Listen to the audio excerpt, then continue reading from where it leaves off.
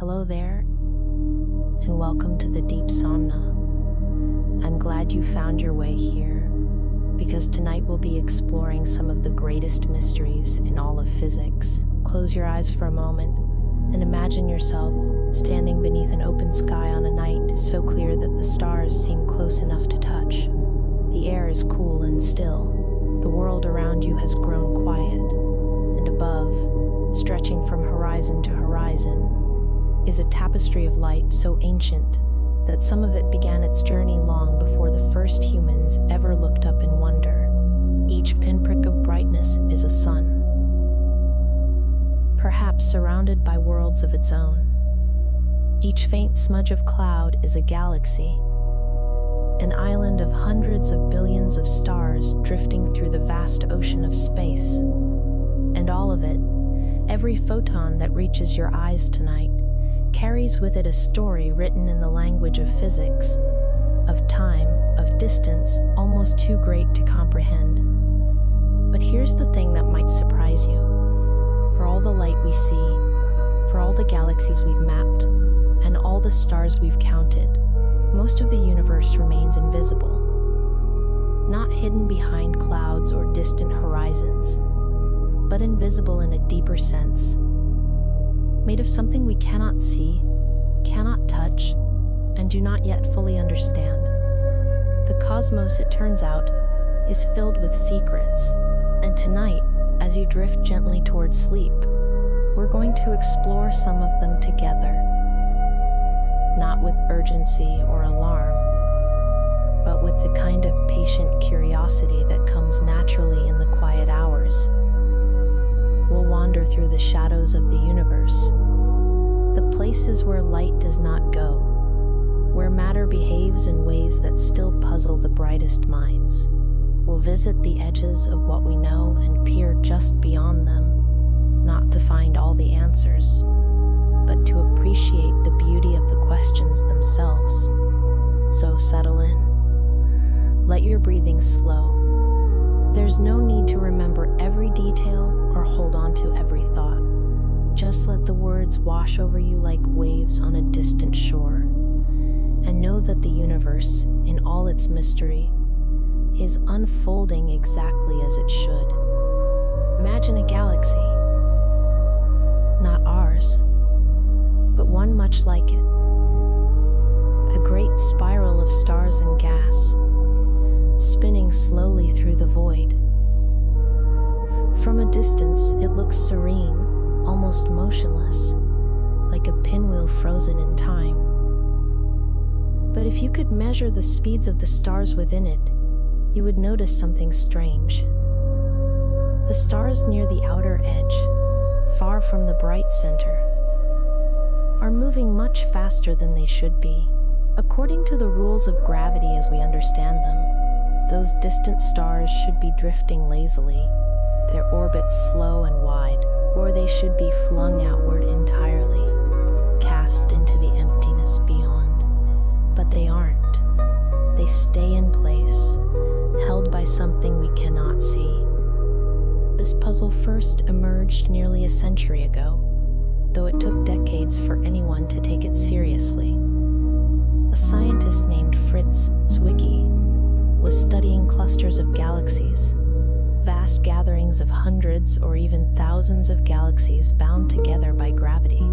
He measured how fast the galaxies were moving within the cluster, and compared that to the amount of visible matter he could see: stars, gas, dust, everything that glowed, and the numbers didn't match. The galaxies were moving far too quickly. Based on the visible matter alone, the cluster should have flown apart long ago. But it hadn't. Something else was holding it together, something invisible. Zwicky called it dark matter. Not because it was sinister or foreboding, but simply because it did not emit light. It did not shine. It did not reflect or absorb radiation in any way we could detect. It was there, exerting gravity, shaping the motion of galaxies, but utterly transparent to our eyes and instruments. For many years, his idea was dismissed. The evidence, while intriguing, was not yet strong enough to convince the wider scientific community. But in the decades that followed, more observations began to pile up, each one reinforcing the same strange conclusion. The universe contained far more mass than we could see. In the 1970s, an astronomer named Vera Rubin conducted a series of careful measurements on spiral galaxies, observing how quickly stars orbited at different distances from the galactic center. What she found was unexpected. Instead of slowing down as they moved farther out, the stars maintained roughly the same speed, creating what scientists call a flat rotation curve. This was not what the equations predicted. The visible matter, the stars and glowing gas, could not account for the gravitational pull needed to keep those outer stars in orbit. There had to be something else, a vast halo of unseen mass surrounding the galaxy, extending far beyond the visible edge. Galaxy after galaxy showed the same pattern, and slowly, the scientific community began to accept that dark matter was not just a curiosity, but a fundamental component of the cosmos. Today, we estimate that dark matter makes up about 85% of all the matter in the universe. The stars, planets, gas clouds, and everything else we can see account for only a small fraction of the total. In other words, the universe we observe is just the tip of the iceberg. The rest, the vast majority, remains hidden in plain sight. But what is it? What could dark matter possibly be? That question has driven decades of research, and yet we still don't have a definitive answer. We know what it isn't. It isn't ordinary matter, the protons, neutrons that make up atoms. If it were, we would see it glowing or blocking light in some way. It isn't clouds of gas or dust, which would emit infrared radiation as they absorb starlight. It isn't even large numbers of small, dim objects like planets or dead stars, because surveys of the sky have ruled out those possibilities. Whatever dark matter is, it interacts with the universe almost entirely through gravity, pulling on galaxies and bending the paths of light, but otherwise passing through ordinary matter as if it weren't there.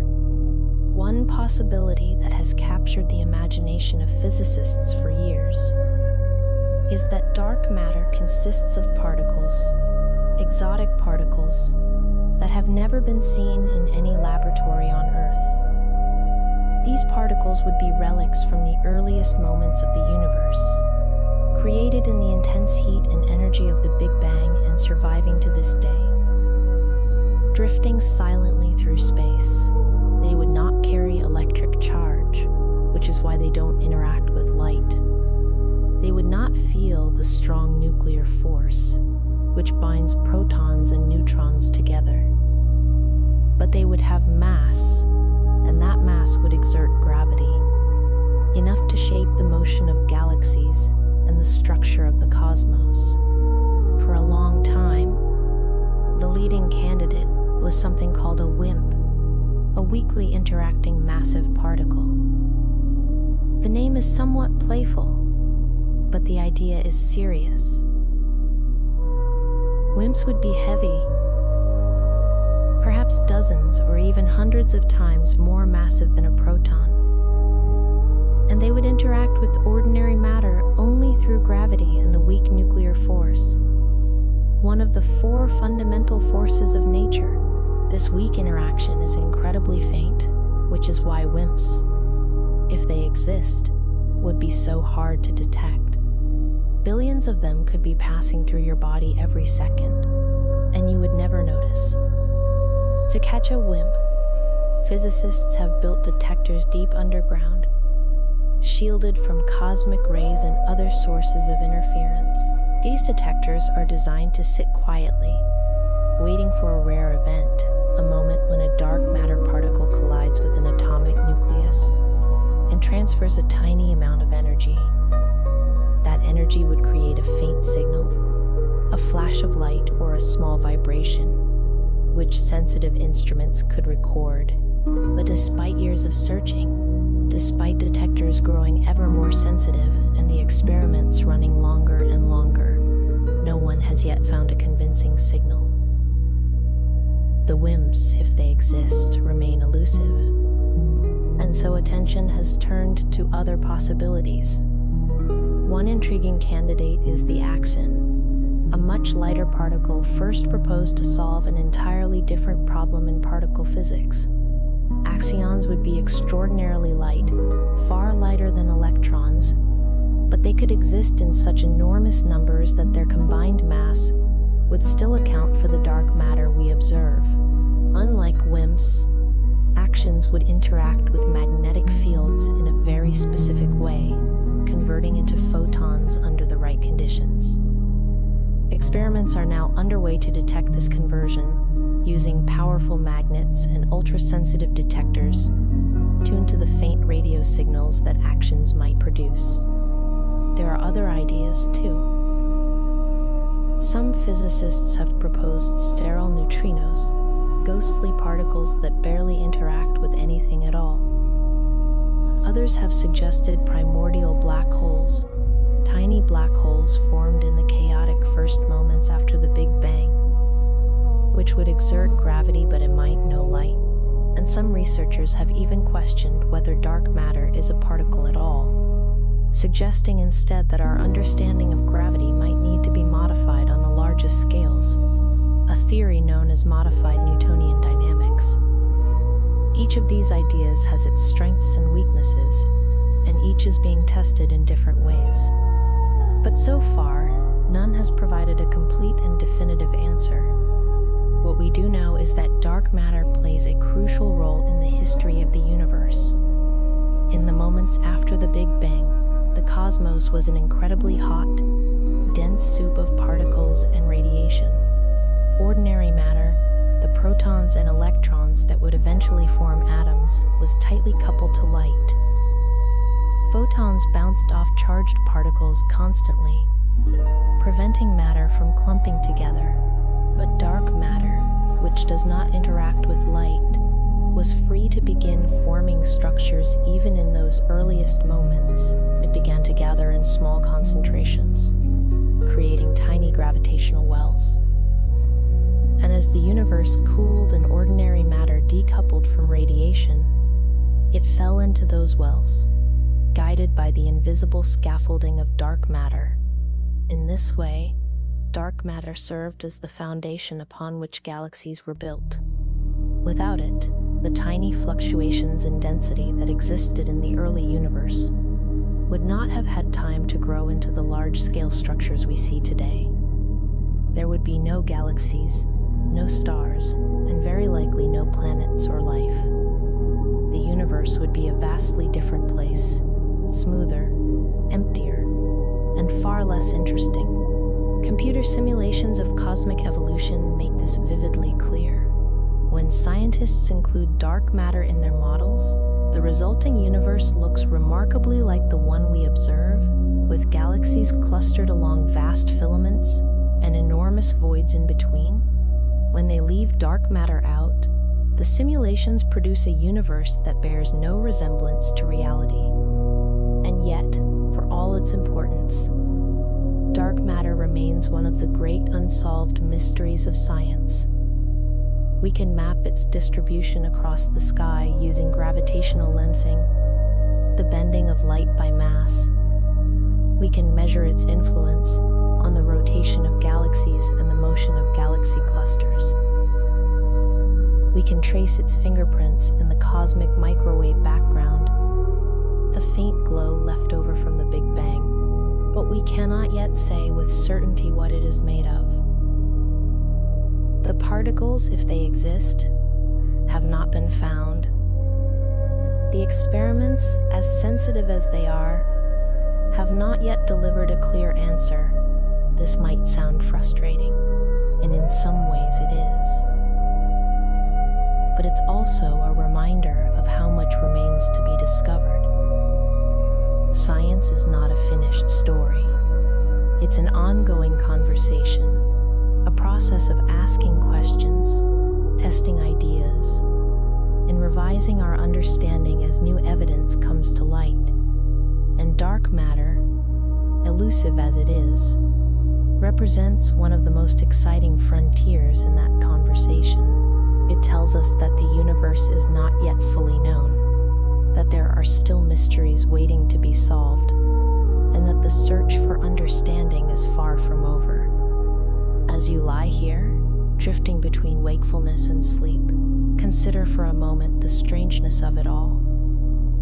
The fact that most of the universe is invisible, that the stars we see are just a small part of a much larger whole, that galaxies spin and clusters hold together because of something we cannot see, something that surrounds us and permeates all of space, and yet remains beyond our reach.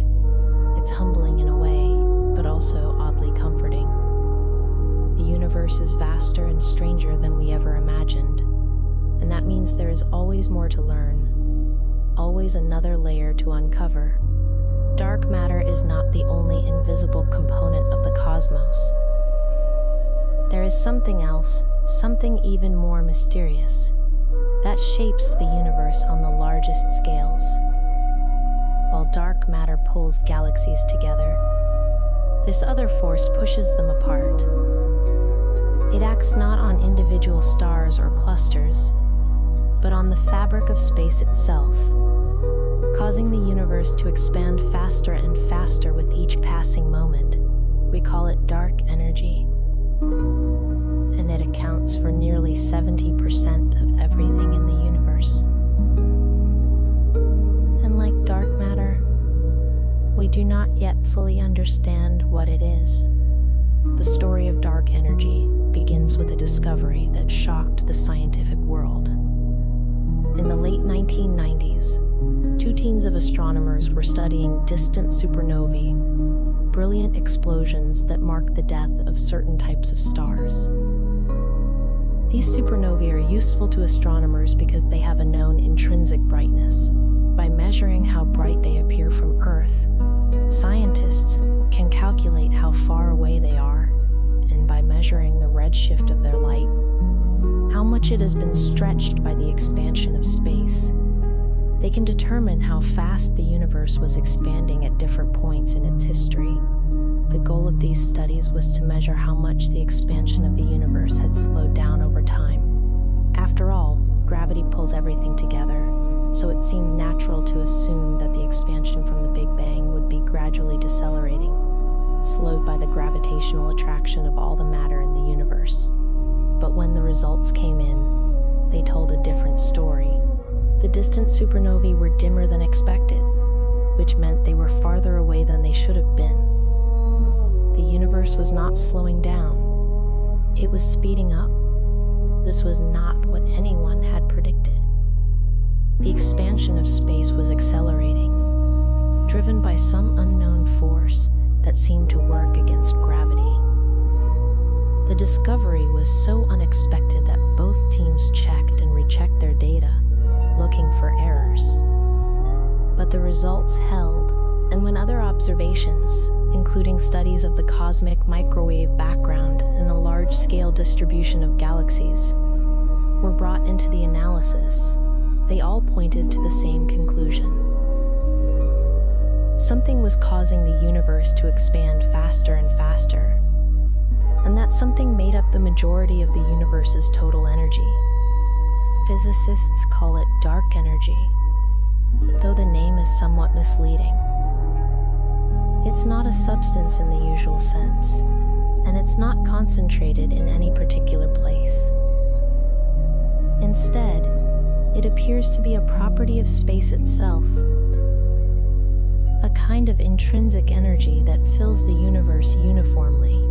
The more space there is, the more dark energy there is, which means that as the universe expands, the influence of dark energy grows stronger.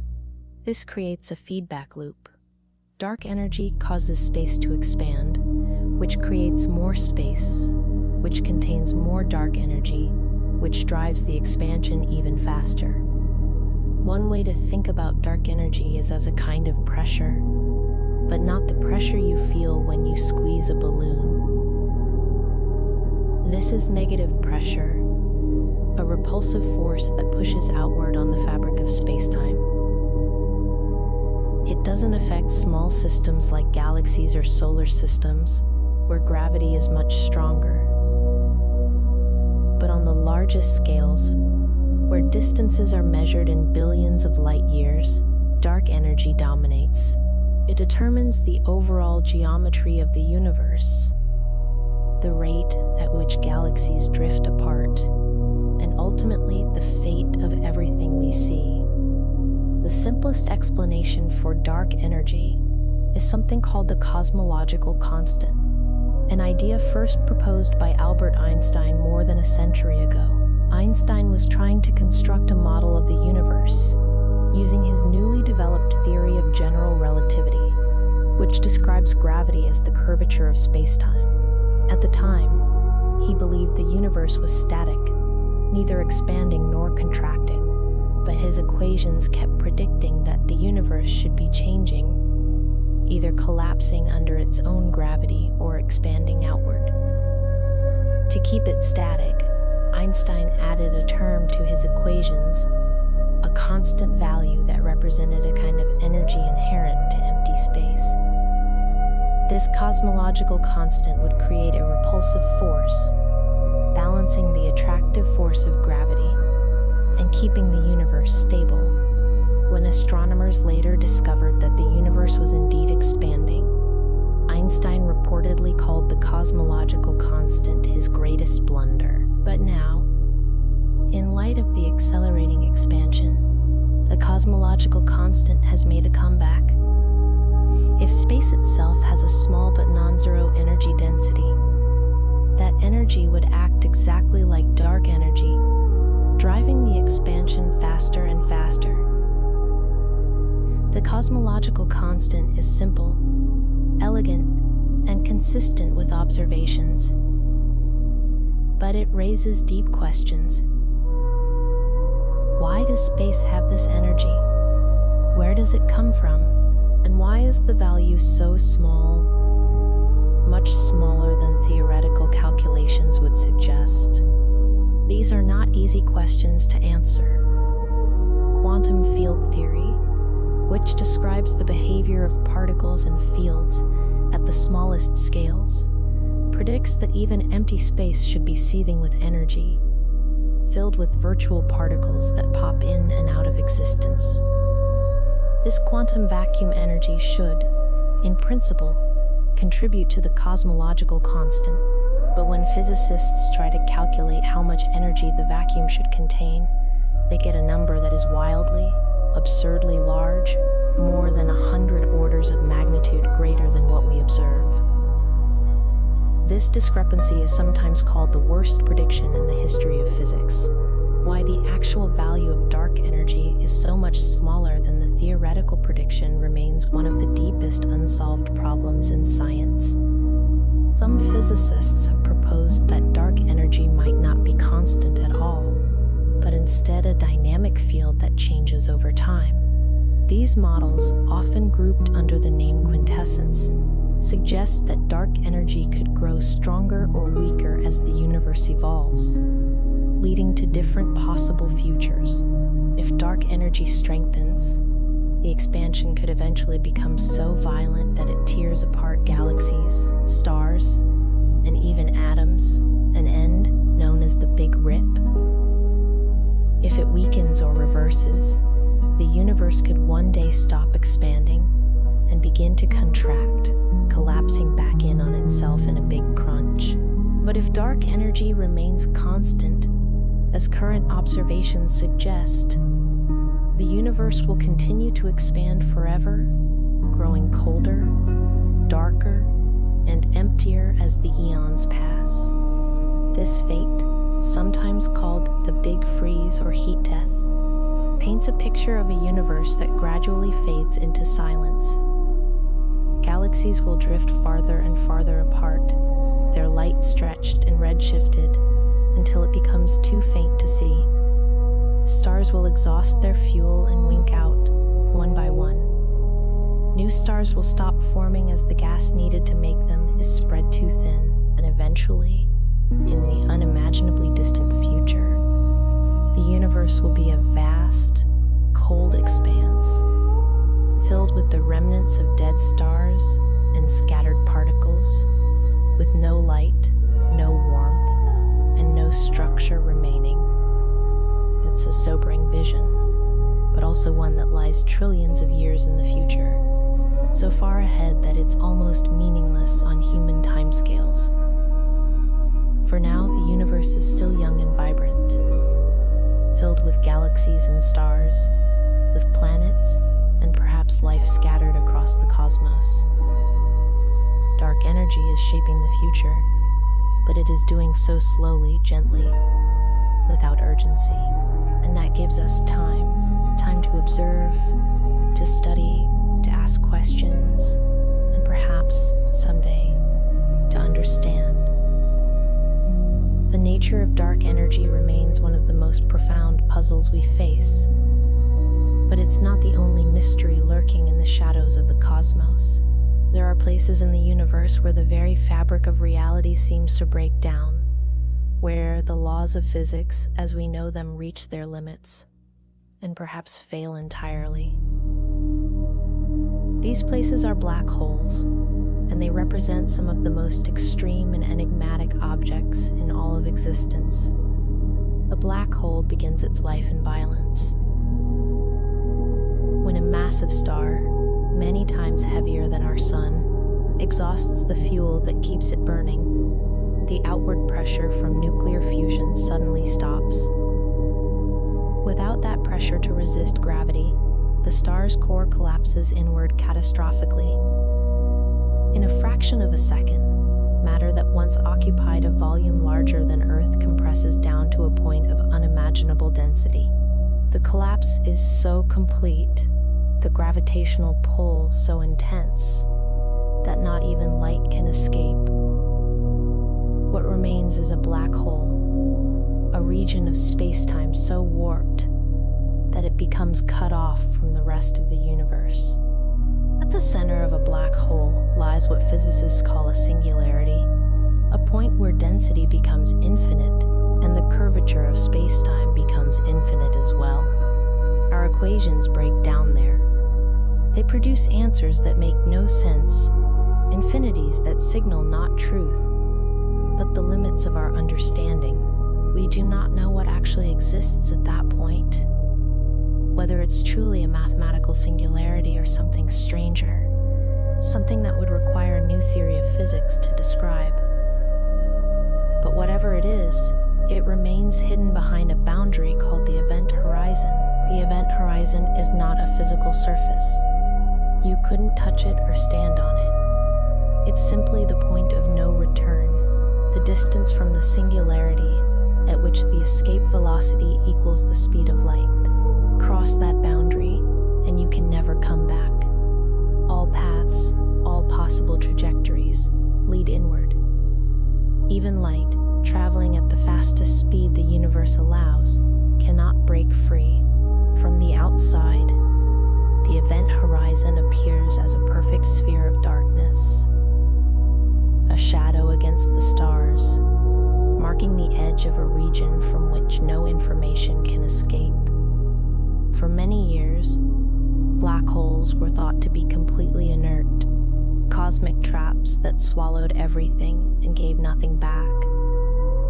They could grow by consuming gas, dust, and even entire stars, but they themselves were unchanging, defined entirely by just three properties: their mass, which determines the size of the event horizon; their spin, which can cause space-time itself to rotate around them; and their electric charge. Though in practice most black holes are electrically neutral. Beyond these simple numbers, a black hole was thought to have no other characteristics. No memory of what fell in, no internal structure, no complexity. Just a void. But in the early 1970s, a physicist named Stephen Hawking changed this picture forever. By combining ideas from quantum mechanics and general relativity, he discovered that black holes are not entirely black. They emit radiation, faint and ghostly, arising from quantum effects near the event horizon. This radiation, now called Hawking radiation, comes from the constant dance of virtual particles in empty space. According to quantum field theory, pairs of particles and antiparticles are constantly popping into existence everywhere, even in the vacuum of space. Normally, these pairs annihilate almost instantly, disappearing back into the quantum foam, but near the event horizon of a black hole, something different can happen. One particle of the pair can fall into the black hole while the other escapes into space. To an outside observer, it looks as though the black hole is emitting radiation. This was a startling discovery because it meant that black holes could lose mass over time. The escaping radiation carries energy away, and that energy has to come from somewhere.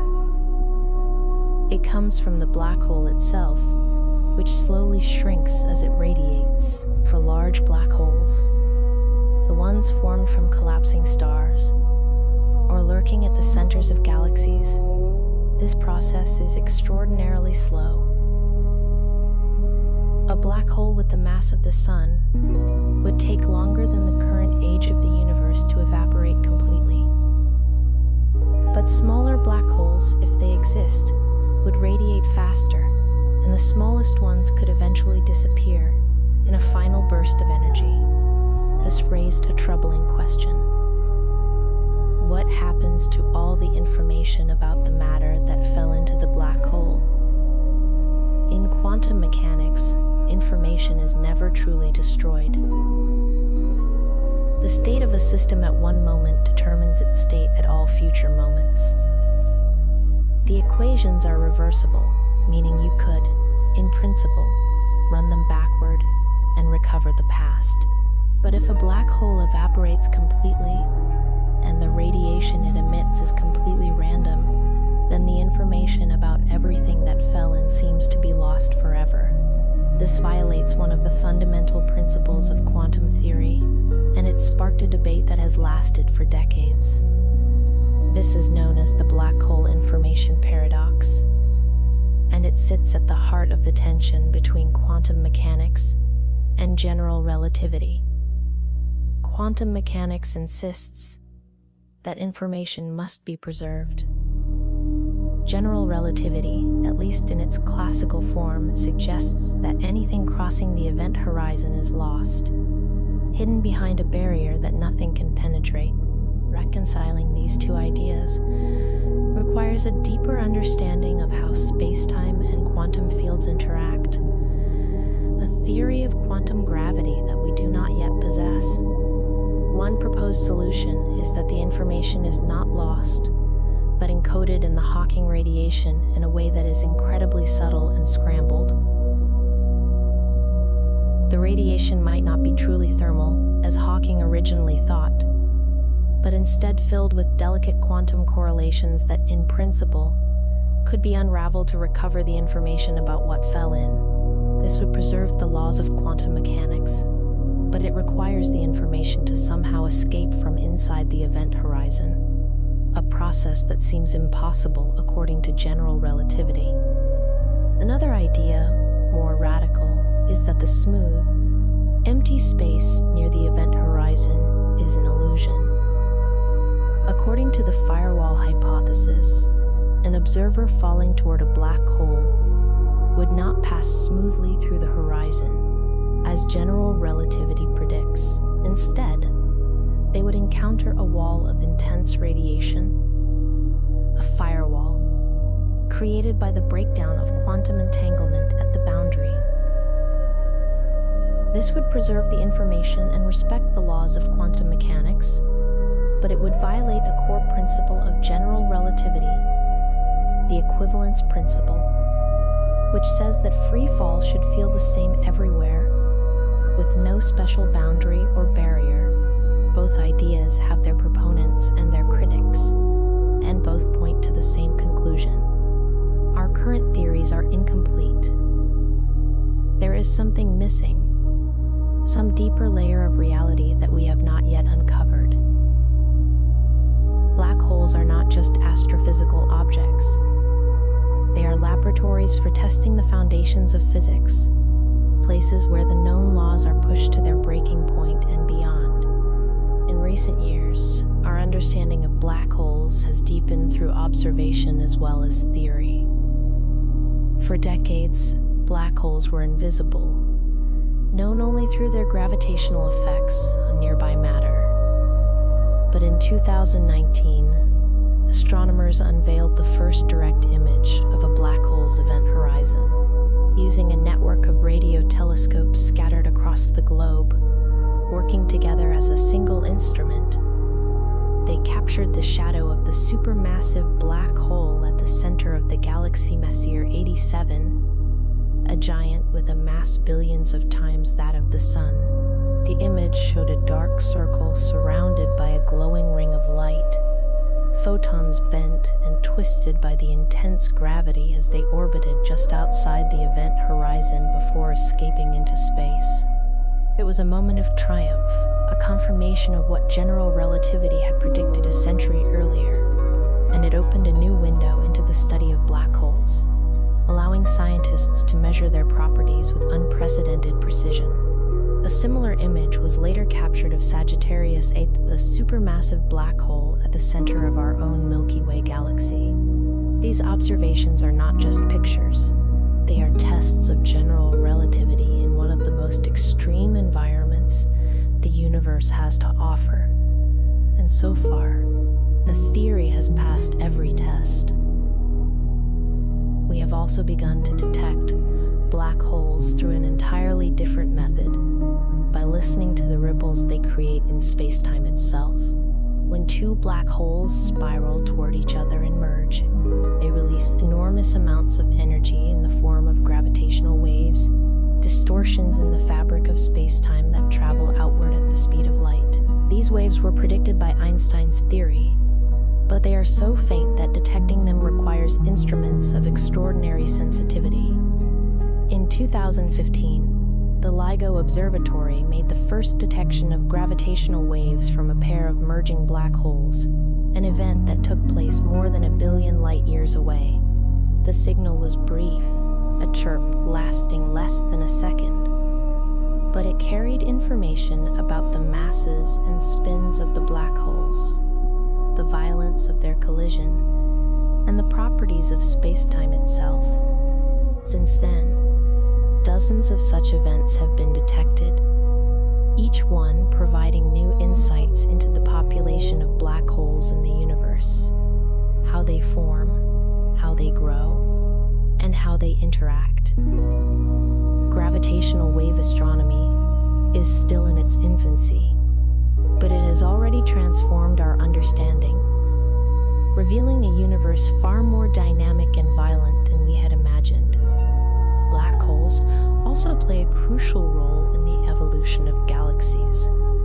Nearly every large galaxy, including our own, harbors a supermassive black hole at its center, with a mass millions or even billions of times that of the Sun.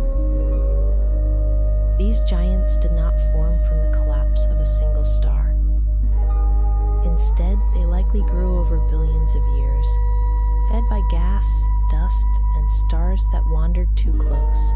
As matter falls toward a supermassive black hole, it forms a swirling disk, an accretion disk, where friction and magnetic fields heat the material to temperatures of millions of degrees.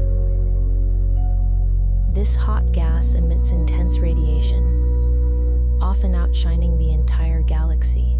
In the most extreme cases, these active galactic nuclei can launch jets of particles and energy thousands of light years into space, shaping the environment around them. The relationship between a galaxy and its central black hole is not one-sided.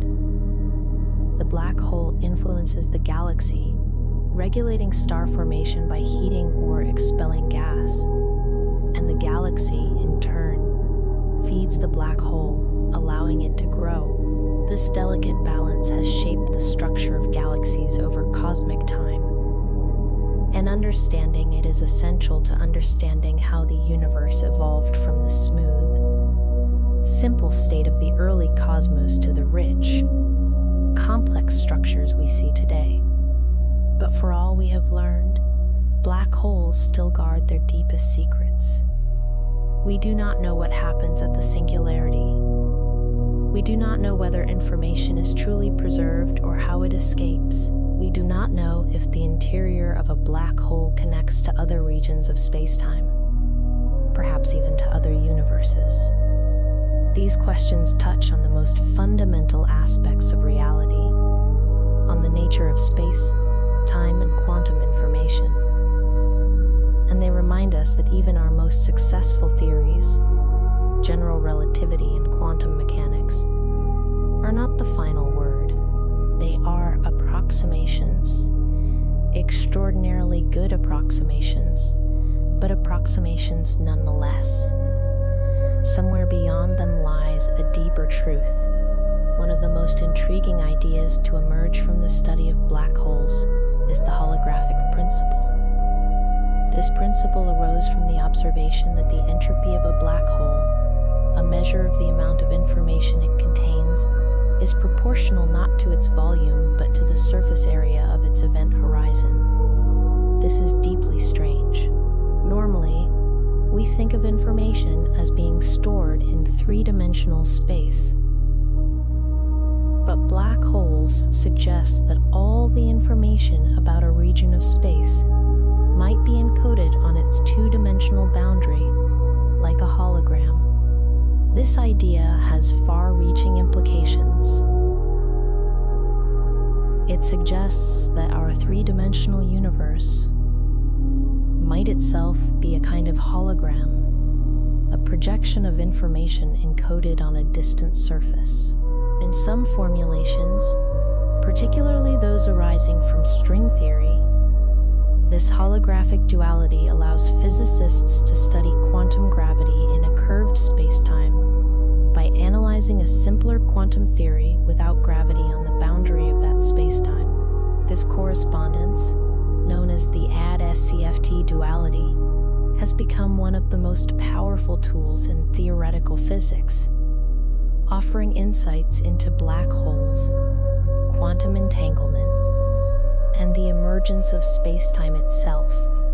According to these ideas, space and time might not be fundamental ingredients of the universe, but emergent properties arising from deeper quantum structures. In this view, asking what lies inside a black hole is like asking what lies beneath the pixels on a screen. The question assumes that space extends smoothly all the way down, but the reality might be something entirely different, a network of quantum information with no clear notion of inside or outside, no separation between here and there. These are speculative ideas still being explored and debated, but they point to a profound shift in how we think about reality. The universe may be far stranger than we ever imagined, not just in its contents, but in its very structure. And black holes, those enigmatic shadows in the cosmos, are our guides to this deeper understanding. As the universe continues its expansion, as stars burn and black holes grow, as galaxies drift apart and new structures form, we find ourselves at a unique moment in cosmic history. We live in an era when the universe is neither too young nor too old, when when stars still shine brightly and galaxies cluster together, when the night sky is filled with light and wonder. It is an era when intelligent beings can look up, ask questions, and begin to piece together the story of everything. This opportunity will not last forever. In the deep future, when dark energy has driven distant galaxies beyond the reach of observation, when the cosmic microwave background has cooled and faded, when the last stars have burned out, and the universe has grown cold and dark, it may no longer be possible to reconstruct the history we are uncovering now. But that is a concern for beings unimaginably far in the future. For now, the cosmos is open to us, filled with mysteries to explore and questions to ponder. And one of the deepest questions of all is not about what the universe contains, but about how it came to be the way it is. Why do the laws of physics take the form they do? Why do particles have the masses they have? Why does the universe seem so finely tuned for the existence of complexity, of stars and planets and life? These questions lead us to the frontier of cosmology and particle physics, to ideas about the very first moments of time and the fundamental forces that govern all of nature. They lead us to the mystery of matter itself, to the strange asymmetry that allowed the universe to be filled with atoms rather than nothing but light. And as you continue to drift, as your breathing slows and your thoughts begin to soften, we'll turn our attention to this next layer of mystery, to the question of why there is something rather than nothing, and what that something is made of. The universe, as far as we can tell, is made of matter. Atoms, molecules, stars, planets, living things. All of it built from the same basic building blocks: protons, neutrons, and electrons, which themselves are made of even smaller particles called quarks and leptons. This seems natural enough. But there's a puzzle here, one that reaches back to the very beginning of time. The laws of physics, as we understand them, treat matter and antimatter almost identically. For every particle, there is a corresponding antiparticle with the same mass but opposite charge. An electron has a counterpart called a positron. A proton has an antiproton. And when matter meets antimatter, they annihilate, converting their mass entirely into energy in a flash of radiation. In the earliest moments of the universe, when temperatures and energies were extraordinarily high, particles and antiparticles were constantly being created and destroyed. Energy condensed into matter and antimatter in equal amounts, and those particles collided and annihilated back into energy. This cycle happened over and over, a cosmic dance of creation and destruction. And according to the rules we know, it should have ended in a perfectly balanced state. All the matter and antimatter should have annihilated, leaving behind a universe filled only with light, with photons and nothing else. No atoms, no structure, no possibility of stars or galaxies or life. But that's not what happened. Somehow, there was a tiny imbalance. For every billion pairs of particles and antiparticles that annihilated, there was one extra particle of matter left over. That 1 in a billion excess was enough. The rest annihilated into the radiation we now see as the cosmic microwave background, but the leftovers became everything we observe today. Every star, every planet, every atom in your body is a remnant of that ancient asymmetry. The question is, why? What caused this imbalance? And the answer, frustratingly, is that we don't fully know.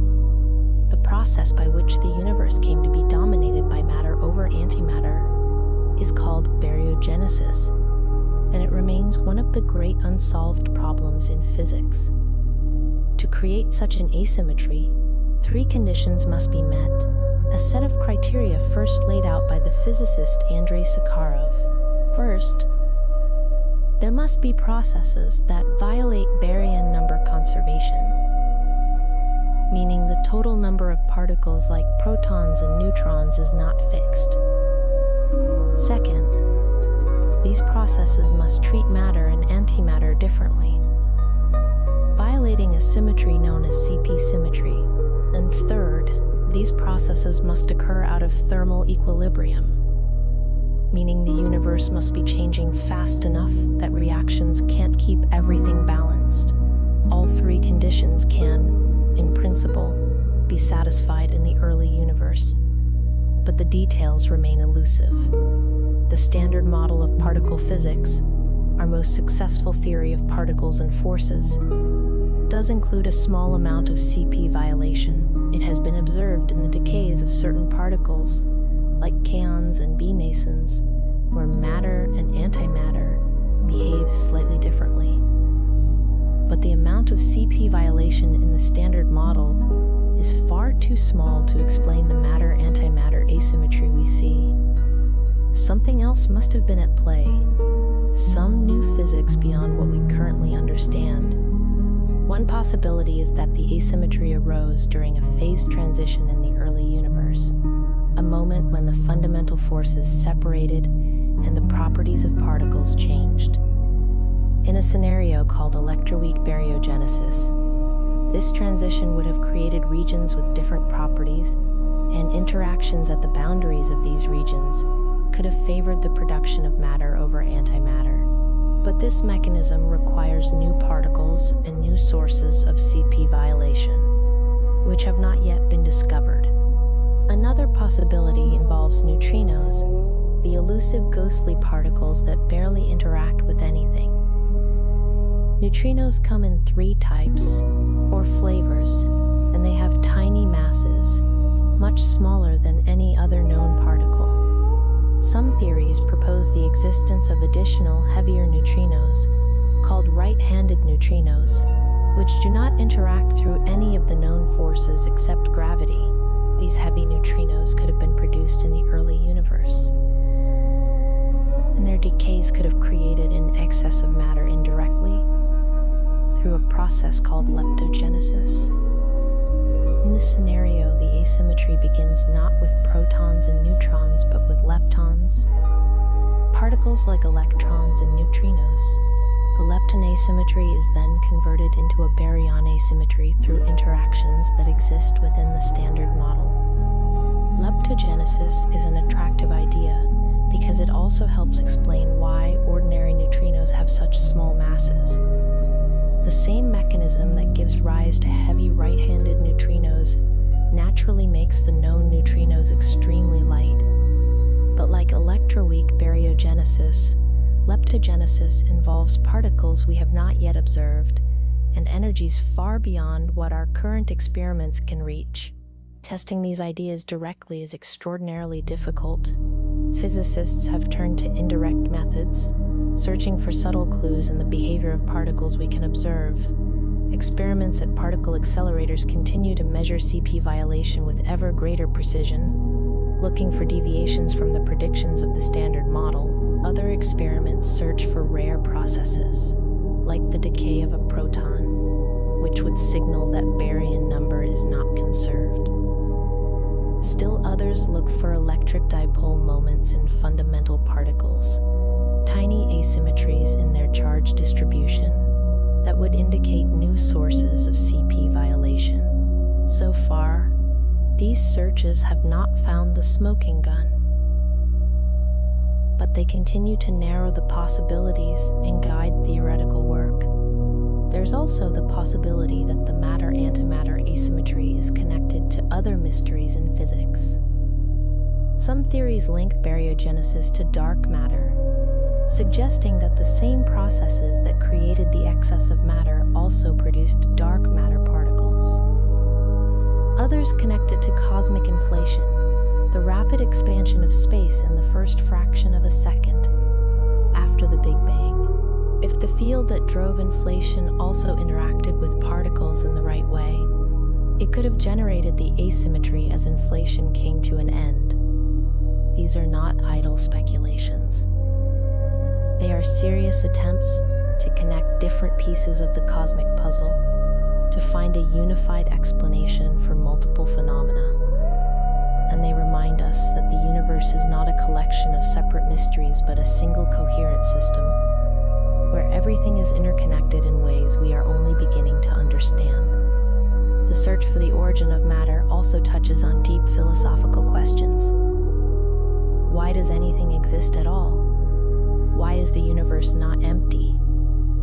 The laws of physics, as far as we can tell, are symmetric. They treat particles and antiparticles on an equal footing. They respect conservation laws, and they seem to prefer balance and simplicity. And yet the universe is not balanced. It is filled with matter, with structure, with complexity. Something broke the symmetry, tipping the scales in favor of existence over emptiness. And that something, whatever it was, made everything else possible.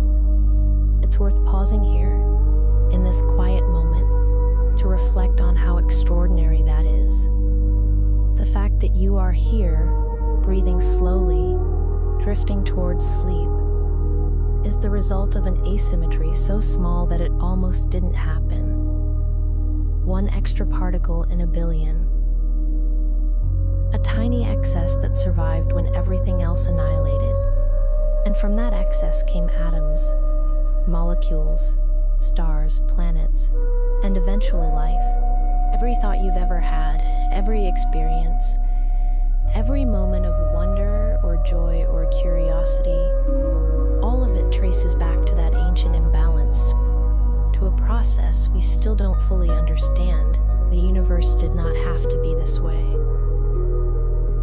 It could have been empty, sterile, filled only with radiation. But it isn't. It's rich and complex and beautiful. And that richness is a gift of physics, a consequence of laws and processes that played out in the first moments of time. Understanding those processes, uncovering the mechanism behind baryogenesis, would be more than just solving a puzzle. It would be understanding why we exist. As we search for answers to these questions, we are also confronted with the limits of our knowledge. The energies at which baryogenesis would have occurred are far beyond anything we can recreate in a laboratory. The Large Hadron Collider, the most powerful particle accelerator ever built, reaches energies of about 14 trillion electron volts. But the processes that created the matter-antimatter asymmetry likely occurred at energies a trillion times higher, in the first trillionth of a second after the Big Bang. We cannot directly probe those energies, so we must rely on indirect clues, on precision measurements of particles and forces, on observations of the cosmos itself. The cosmic microwave background, for instance, carries information about the conditions in the early universe. The relative abundances of hydrogen, helium, and other light elements, forged in the first few minutes after the Big Bang, depend on the amount of ordinary matter present. By measuring these abundances and comparing them to theoretical predictions, cosmologists can infer how much matter survived the primordial annihilation. The answer matches what we observe today, confirming that the asymmetry is real and that it was established very early in cosmic history. Similarly, studies of neutrinos, those ghostly particles that barely interact with anything, may hold clues. Neutrinos have a mysterious property called oscillation, where they change from one flavor to another as they travel through space. The pattern of these oscillations depends on the differences in mass between the neutrino flavors and on something called the CP violating phase, a parameter that describes how neutrinos and antineutrinos behave differently. Measuring this phase with high precision could reveal whether neutrinos played a role in baryogenesis, whether the asymmetry between matter and antimatter began in the lepton sector and was later transferred to baryons. Experiments around the world are working toward this goal. Detectors buried deep underground or located in remote areas watch for neutrinos from the sun, from nuclear reactors, from particle accelerators, and from cosmic rays. Each measurement adds to our understanding, constraining the possible values of the CP violating phase and testing the predictions of different baryogenesis models. It's slow, painstaking work, but it's work that brings us closer to understanding one of the most fundamental questions we can ask. And yet, even as we pursue these answers, we must acknowledge the possibility that the full truth may lie beyond our reach, at least for now. The energies and conditions of the early universe cannot be replicated, and the new particles and forces that may have driven baryogenesis, if they exist, may be too heavy or too weakly interacting to detect with current technology. This does not mean the search is futile. Science progresses in steps, each generation building on the work of the last, developing new tools, new techniques, new ways of asking questions. What seems impossible today may become routine tomorrow. In the meantime, we can marvel at what we do know. We know that the universe began in a state of extraordinary simplicity, a hot, dense soup of particles and radiation governed by the laws of physics. We know that as it expanded and cooled, symmetries were broken, forces separated, and particles acquired their properties. We know that somewhere in that process, a tiny asymmetry emerged, an excess of matter over antimatter that set the stage for everything that followed. And we know that this asymmetry, however it arose, was just enough to fill the cosmos with structure and complexity, with galaxies and stars and worlds, with the possibility of life and thought and wonder. The story of matter is not separate from the story of the universe. It's woven into the very fabric of cosmic history, inseparable from the expansion of space, the cooling of the primordial plasma, the formation of the first atoms, and it's connected to other mysteries as well, to dark matter and dark energy, to the nature of space-time, to the fundamental forces and particles that make up reality. Every piece of the puzzle touches every other piece, and solving one mystery often illuminates others. As we continue to explore these questions, we are also exploring the nature of reality itself. What is the universe made of? Why does it have the properties it has? Are the laws of physics unique, or could they have been different? These questions push us to the very edge of what science can answer, to the boundary between the known and the unknown, between what we can observe and what we can only imagine. And that brings us to one of the most speculative, most mind-bending ideas in all of cosmology: the possibility that our universe is not alone. That beyond the limits of what we can see, beyond the cosmic horizon, there may be other regions of space, other bubbles of existence, each with its own properties, its own laws, its own history. This is the idea of the multiverse, and while it remains deeply controversial, it arises naturally from some of our most well-tested theories. The concept of the multiverse has many forms, and not all of them are equally speculative. The simplest version comes from the basic fact of cosmic expansion. The universe universe is vast, perhaps infinite, and light travels at a finite speed. This means there are regions of space so far away that their light has not yet had time to reach us. These regions are beyond our cosmic horizon, forever inaccessible, but they are still part of the same universe, shaped by the same Big Bang, governed by the same laws of physics. If the universe is truly infinite, then somewhere out there, far beyond what we can ever see, there may be other regions with different local conditions, perhaps even other observers like ourselves.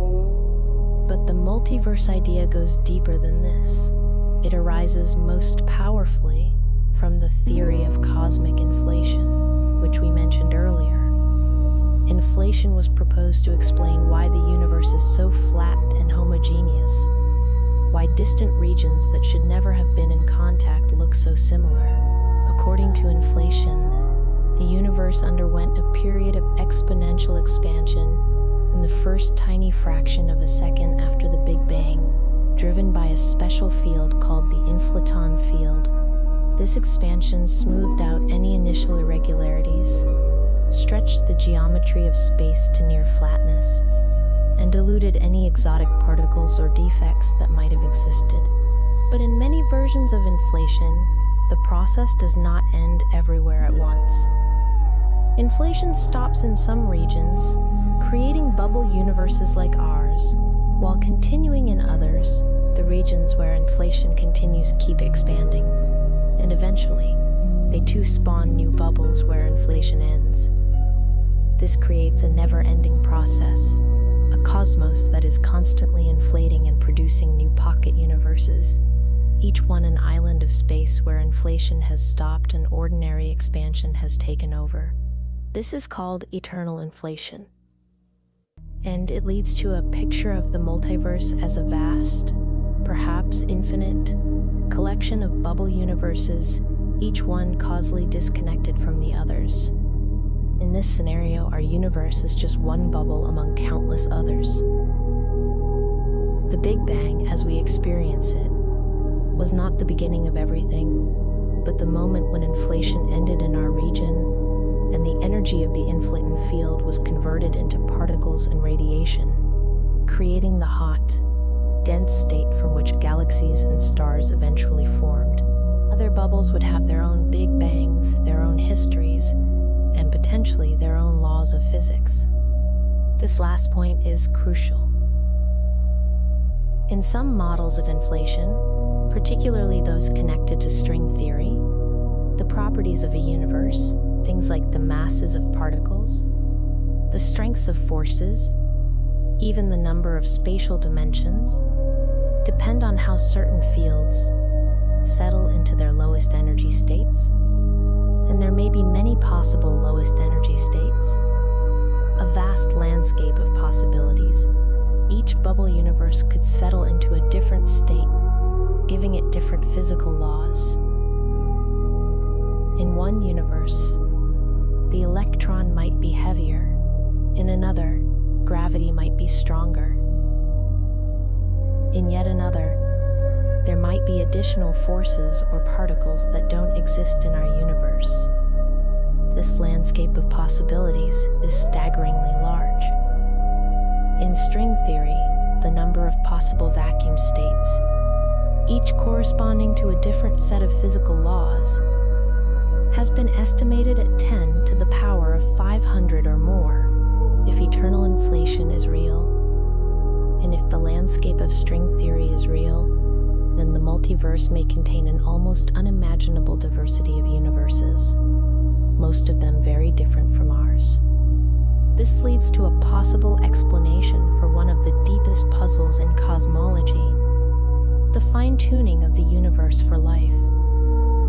Many of the constants of nature seem to be finely balanced in a way that allows for the existence of stars, planets, and complex chemistry. If the cosmological constant were much larger, the universe would have expanded too quickly for galaxies to form. If the strong nuclear force were slightly weaker, atomic nuclei would fall apart. If the electromagnetic force were different, atoms might not be stable. The list goes on, and the margins are often surprisingly narrow. Why should the universe be tuned this way? One answer, the anthropic answer, is that we observe this universe because it's one of the rare regions where the constants allow for life. In a multiverse with countless variations, most universes would be sterile, incapable of producing observers. But in a few, the conditions would be just right, and those are the only universes that anyone could ever observe. We find ourselves in such a universe not because it's special in any objective sense, but because we could not exist anywhere else. This idea is deeply unsettling to some physicists who feel that it gives up on the goal of explaining why the constants have the values they do. Instead of deriving the constants from a fundamental theory, the anthropic principle says they are simply random, selected from a vast range of possibilities by the requirement that we exist to ask the question. It feels less like an explanation and more like an admission of defeat. But others argue that the anthropic principle is simply a recognition of the way things are. If the multiverse is real, then asking why our universe has the properties it does is like asking why Earth has liquid water and a breathable atmosphere. It's not because the laws of physics require it, but because those conditions allow for life, and we are alive. Most planets don't have these properties, and most universes, in a multiverse, might not either. But that doesn't make the explanation any less valid. The multiverse also appears in quantum mechanics, though in a very different way. According to the many worlds interpretation of quantum mechanics, every time a quantum event occurs, every possible outcome is realized, but in different branches of reality. When a particle has a chance to go left or right, the universe splits into two, one where it went left and one where it went right. Each branch is equally real, but they do not interact. Observers in each branch see only their own outcome and remain unaware of the others. This interpretation was proposed to solve the measurement problem in quantum mechanics, the question of how and why a quantum system, which exists in a superposition of many states, collapses into a single definite state when observed. In the many worlds view, there is no collapse. All outcomes happen, and the appearance of a single outcome is simply a consequence of the fact that each observer follows one particular branch. If this interpretation is correct, then the multiverse is unimaginably vast, splitting and branching with every quantum event, every particle interaction, every moment of time. There would be versions of you in countless branches, each experiencing a slightly different history, each making different choices, each living a different life. It's a dizzying thought, and one that raises profound questions about identity, probability, and the nature of reality. But the many worlds interpretation remains controversial. It is mathematically elegant and avoids some of the conceptual difficulties of other interpretations. But it also requires accepting the existence of an enormous, perhaps infinite, number of unobservable parallel realities. Not everyone is willing to make that leap. Whether the multiverse is real, in any of its forms, remains an open question. It may be that future observations, perhaps subtle patterns in the cosmic microwave background or unexpected results from particle physics experiments, will provide evidence for or against it. Or it may be that the multiverse, if it exists, lies forever beyond the reach of direct observation, knowable only through the theories that predict it. In the meantime, the idea serves a useful purpose. It challenges us to think deeply about the nature of explanation, about what counts as evidence, and about the limits of science. It reminds us that the universe, or multiverse, may be far stranger than we can easily imagine, and that our place within it may be more contingent, more accidental than we would like to believe. As you lie here, in this quiet space between waking and sleeping, consider the possibility that you are part of something vastly larger than you can see. That the stars above, the galaxies beyond, the entire observable universe may be just one small patch in an endless cosmic tapestry. It's a humbling thought, but also a comforting one. It suggests that the universe is full of possibilities, that existence is richer and more varied than we know, and that there is always more to discover, more to wonder about, more to explore. The questions we've been exploring tonight, about dark matter and dark energy, about black holes and the origins of matter, about the possibility of other universes beyond our own, all point toward a deeper truth. Our understanding of the cosmos, as vast as it has become, remains incomplete.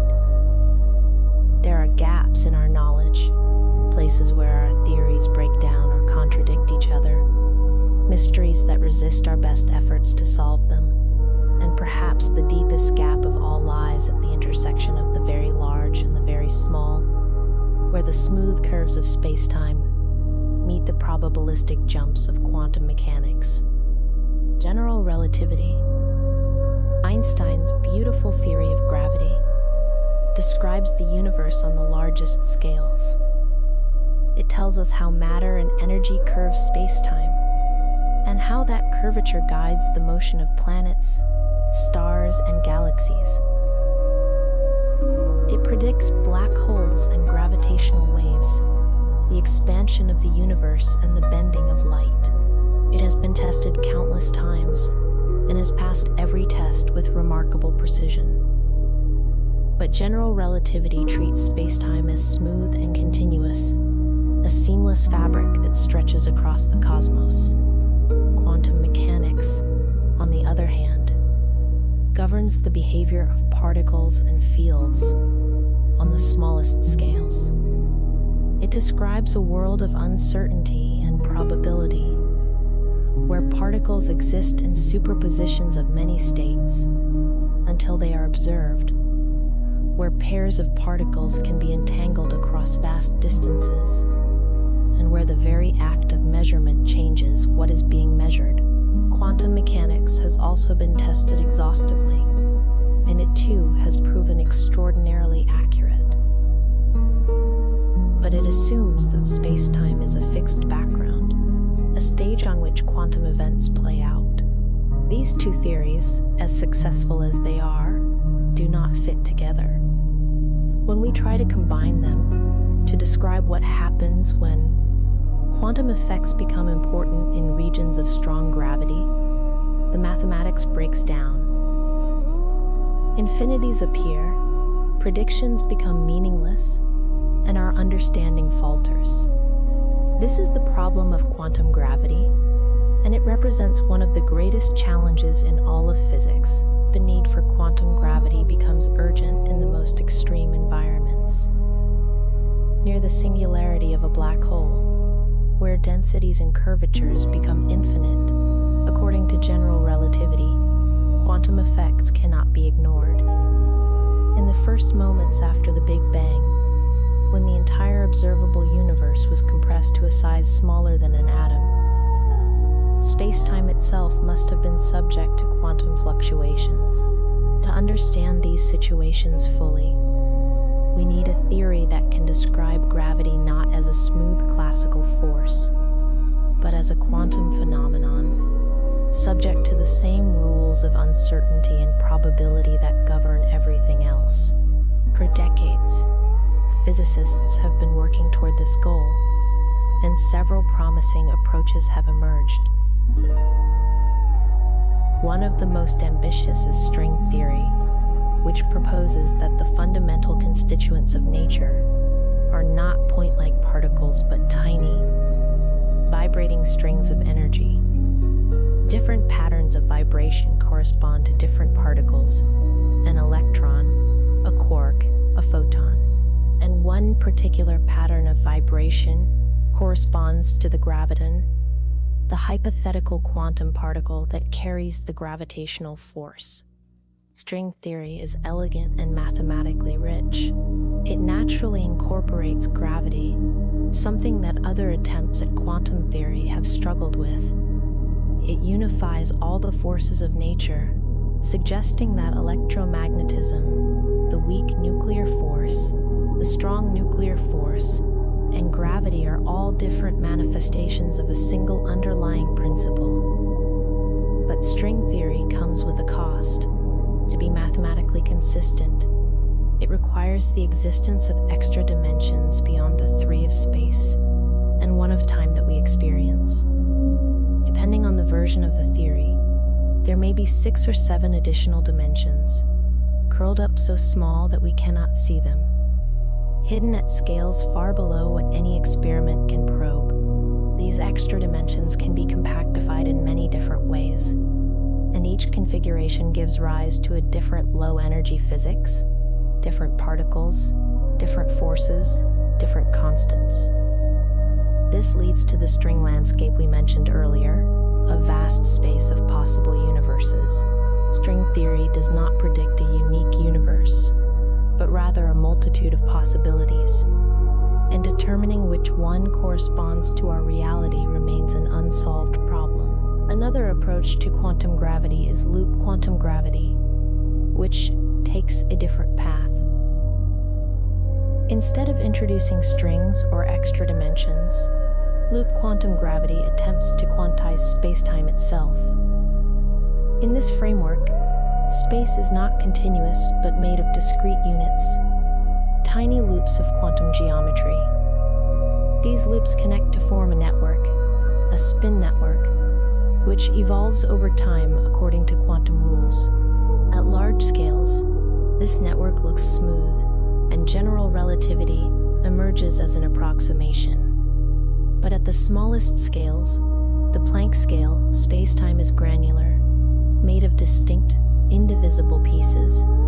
Loop quantum gravity has had some success in addressing specific problems, such as the nature of black hole singularities.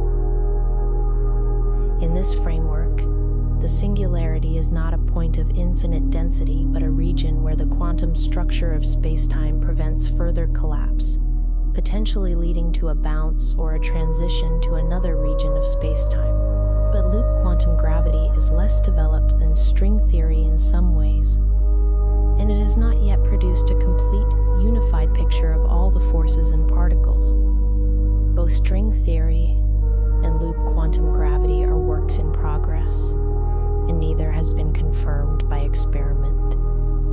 Testing these theories is extraordinarily difficult because the effects of quantum gravity are most pronounced at the Planck scale, about 10 to the minus 35 meters, far smaller than anything we can observe directly. The energies required to probe this scale are equally inaccessible, trillions of times higher than what the most powerful particle accelerators can achieve. But physicists are resourceful, and they have found indirect ways to search for clues. One possibility is that quantum gravity might leave subtle imprints on the cosmic microwave background, the faint glow of the Big Bang. If space-time was quantized in the early universe, it might have affected the pattern of fluctuations we see today. Similarly, gravitational waves from the very early universe, if they could be detected, might carry information about the quantum structure of space-time. Another avenue involves studying black holes. As we discussed earlier, black holes are places where quantum mechanics and general relativity come into direct conflict, and understanding them fully requires quantum gravity. Observations of black hole mergers, of the radiation near their event horizons, or of the way they evolve over time might provide hints about the underlying theory. Some researchers also look for violations of fundamental symmetries, such as Lorentz invariance, the principle that the laws of physics are the same for all observers moving at constant velocity. Quantum gravity might introduce tiny violations of this symmetry, effects that could be detected in the behavior of high-energy particles or in the polarization of light from distant sources. So far, no such violations have been found, but the search continues with ever more sensitive instruments. The quest for quantum gravity is not just about resolving mathematical inconsistencies. It's about understanding the fabric of reality at its most fundamental level. What is space-time? Is it continuous or discrete? Is it fundamental, or does it emerge from something deeper? These are questions that touch on the very nature of existence, on what it means for something to be real. Some of the most intriguing ideas to emerge from this quest suggest that space-time might indeed be emergent, not a fundamental ingredient of the universe, but a phenomenon that arises from more basic quantum structures and the holographic principle, which we touched on earlier. The information content of a region of space is encoded on its boundary, suggesting that the three-dimensional space we experience is a kind of projection.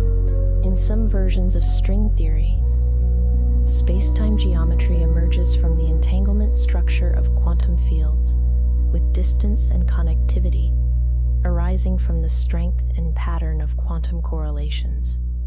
If these ideas are correct, then asking what space-time is made of is like asking what temperature is made of. Temperature is not a fundamental property, but an emergent one, arising from the motion of countless molecules. Similarly, space-time might emerge from the collective behavior of quantum information, of entangled degrees of freedom that we do not yet fully understand. In this view, space and time are not the stage on which physics happens, but part of the performance itself, arising from the interactions of deeper, more fundamental entities.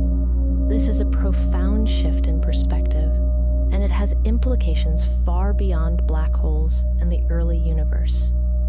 It suggests that the questions we ask and the way we ask them may need to change. Instead of starting with space-time and asking what happens within it, we might need to start with quantum information and ask how space-time emerges.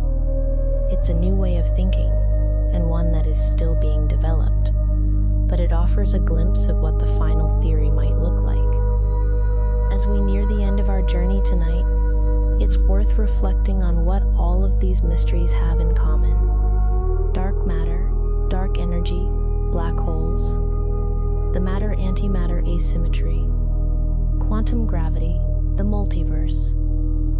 Each one represents a place where our current understanding reaches its limit, where the known gives way to the unknown. And yet, these are not failures of science. They are invitations, opportunities to learn, to discover, to push the boundaries of what we know. Science is a process, not a destination. It begins with observation, with noticing something unexpected or unexplained.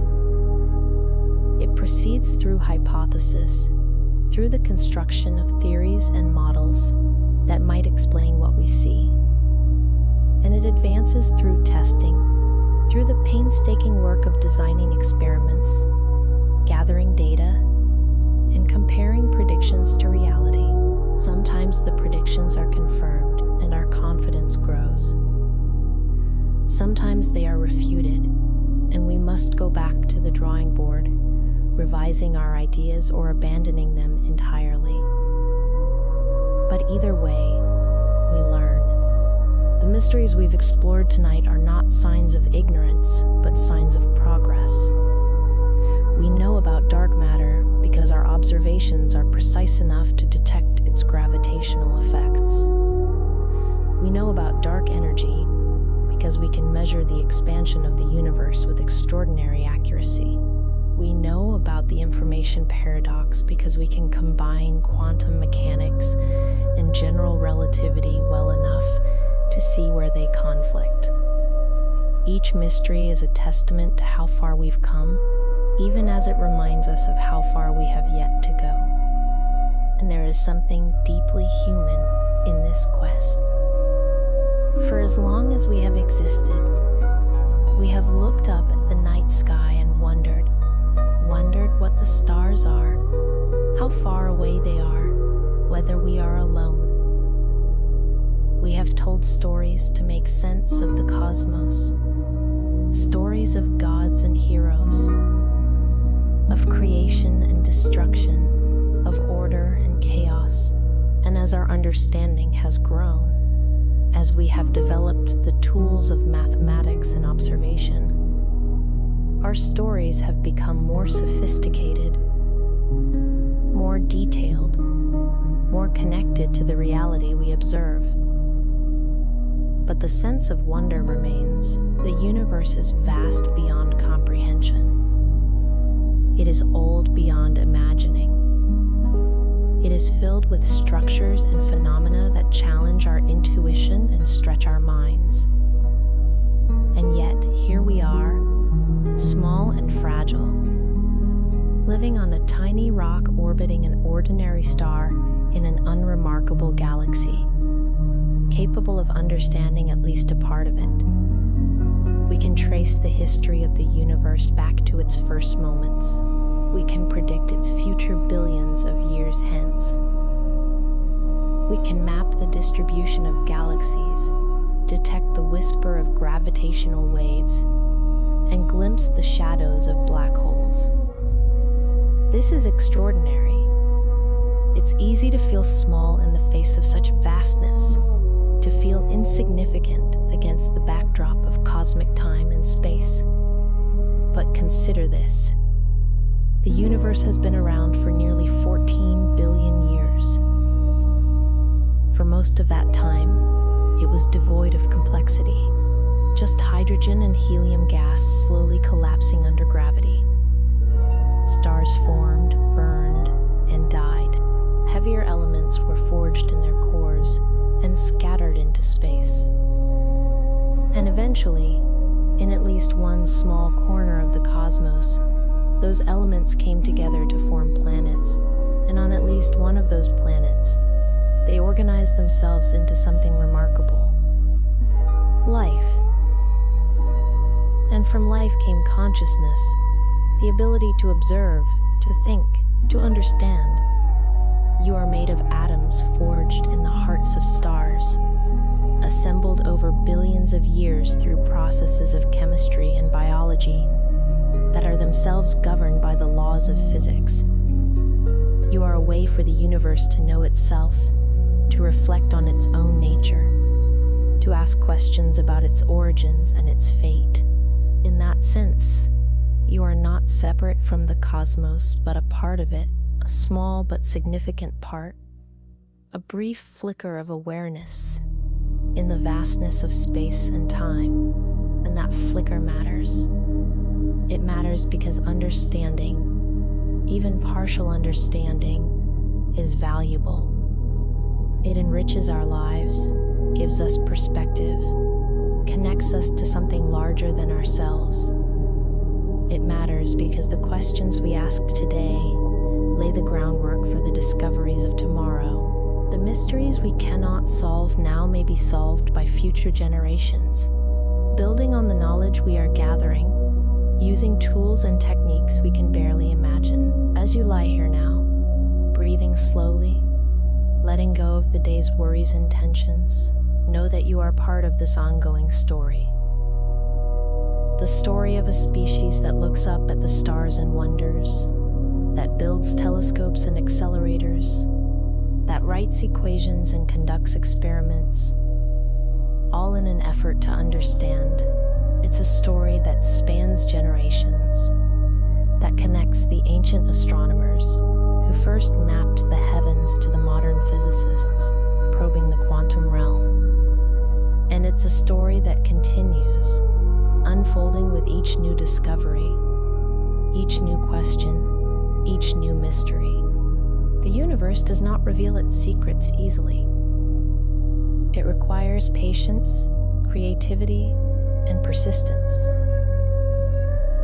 It requires the willingness to embrace uncertainty, to live with questions that have no immediate answers, to accept that some things may remain unknown for a very long time, perhaps forever. But it also offers rewards beyond measure, the thrill of discovery, the beauty of a well-crafted theory, the satisfaction of understanding something that once seemed incomprehensible. Tonight we have wandered through some of the deepest mysteries the universe has to offer. We have explored the invisible scaffolding of dark matter that holds galaxies together. We have felt the gentle push of dark energy driving the cosmos to expand. We have peered into the darkness of black holes, where space-time curves back on itself, and our theories reach their limits. We have pondered the asymmetry that allowed matter to triumph over antimatter, giving rise to everything we see. We have considered the possibility that our universe is one of many, part of a vast multiverse beyond our ability to observe. And we have glimpsed the frontier of quantum gravity, where physicists are working to unite the very large and the very small into a single coherent picture. These mysteries are vast, and they remain unsolved. But they are not beyond reach. With each passing year, our instruments grow more sensitive, our theories more refined, our understanding deeper. We may not have all the answers, but we are asking better questions, and that is a kind of progress all its own. As your thoughts begin to dissolve into the softness of sleep, as the words fade and the questions recede, let yourself rest in the knowledge that the universe, in all its mystery and beauty, continues on. The stars still shine. The galaxies still turn. Dark matter still holds them together, and dark energy still pulls them apart. Black holes still lurk in the depths of space, and particles still dance their quantum dance. And somewhere, perhaps in a distant bubble of the multiverse, or perhaps right here in this one, the search for understanding continues. The cosmos is patient. It has waited billions of years for creatures like us to emerge, to look up, to wonder, to ask why. It will wait a while longer for us to find the answers, or to discover new questions we haven't yet imagined.